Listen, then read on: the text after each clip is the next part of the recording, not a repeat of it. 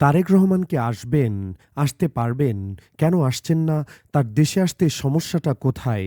চায়ের আড্ডা কিংবা খাবার টেবিলে কিংবা কোনো জনপরিসরে অথবা কোনো টেলিভিশনের পর্দায় এমন সব প্রশ্নের সুরাহা হতে যাচ্ছে এবার।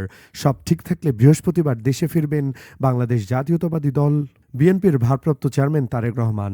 দীর্ঘ ১৭ বছর ধরে যুক্তরাজ্যের লন্ডনে প্রবাস জীবন কাটানো তারেক রহমান দেশে ফেরা নিয়ে উচ্ছ্বসিত বিএনপি নেতাকর্মীরা। কিভাবে দলের শীর্ষ নেতাকে সংবর্ধনা দেবেন সে বিষয়ে ব্যস্ত তারা। এর মধ্যেই তার সফরসঙ্গী কারা থাকছেন তা নিয়ে আগ্রহ তৈরি হয়েছে দলীয় নেতাকর্মী ও সাধারণ মানুষের মধ্যে। জানা গেছে ফ্লাইটের বিজনেস ক্লাসে তারেক রহমানের সঙ্গে পরিবারের সদস্য ও ঘনিষ্ঠ সহযোগীরাও সফর করবেন। ফ্লাইটের বিজনেস ক্লাসে তারেক রহমানের পাশাপাশি আরও ৫ জন সফরসঙ্গীর টিকিট বুকিং দেওয়া হয়েছে। তাদের মধ্যে আছেন তারেকের স্ত্রী জুবাইদা রহমান ও কন্যা জায়মা জার্নাজ রহমান। এছাড়া তারেক রহমানের মিডিয়া টিমের প্রধান আবু আবদুল্লাহ সালে, পার্সোনাল অ্যাসিস্ট্যান্ট আব্দুর রহমান সানি ও তাবাস্সুম ফারহানা নামে আরেকজনের টিকিট বুকিং রয়েছে। তবে তার পরিচয় জানা যায়নি। সাম্প্রতিক সময়ে জুবাইদা রহমানের সাথে সবখানে এক নারীকে দেখা যায়। হতে পারে তিনি তাবাস্সুম। সঙ্গে থাকছে তার আদরের পোষা বিড়াল জেবু। তারেক রহমানের দেশে ফেরা উপলক্ষে সংবর্ধনা অনুষ্ঠানের আয়োজনে ঢাকা বিভাগীয় কমিশনারের অনুমতি পেয়েছে দলটি। দলনেতাকে সর্বোচ্চ নিরাপত্তা দিতে চান তারা। রাজধানীর খিলক্ষেতের ৩০০ ফিট এলাকায় সংবর্ধনা অনুষ্ঠানের আয়োজন চলছে। তারেক রহমানের জন্য ঠিক করা হয়েছে বাড়িও। তারেক রহমান সবশেষ নিজেই দেশে ফেরার বিষয়টি নিশ্চিত করেন। লন্ডনে দলের নেতাকর্মীদের কাছ থেকেও এক অনুষ্ঠানে বিদায় নেন তিনি।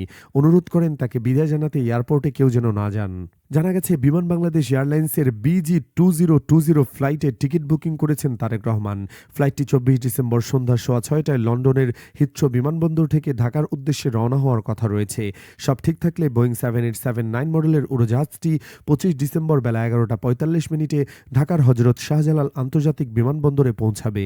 গত ২৩ নভেম্বর থেকে তারেক রহমানের মা বিএনপি চেয়ারপারসন বেগম খালেদা জিয়া রাজধানীর এভারকেয়ার হাসপাতালে চিকিৎসাধীন।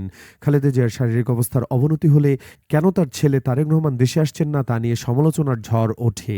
অনেকেই সে সময় বলেন ২০২৪ সালের গণঅভ্যুত্থানের পর দেশে আসতে পারতেন তারেক রহমান, কিন্তু আসলেন না।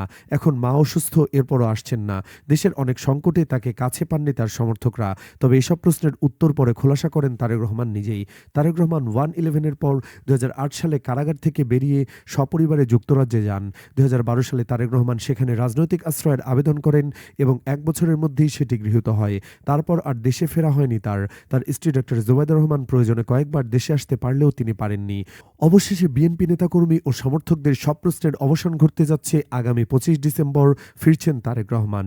সচেতন নাগরিকদের অনেকেই বলছেন, দীর্ঘ প্রবাস জীবন থেকে তারেক রহমান নিজেকে একজন পরিশীলিত নেতা হিসেবে গড়ে তুলেছেন।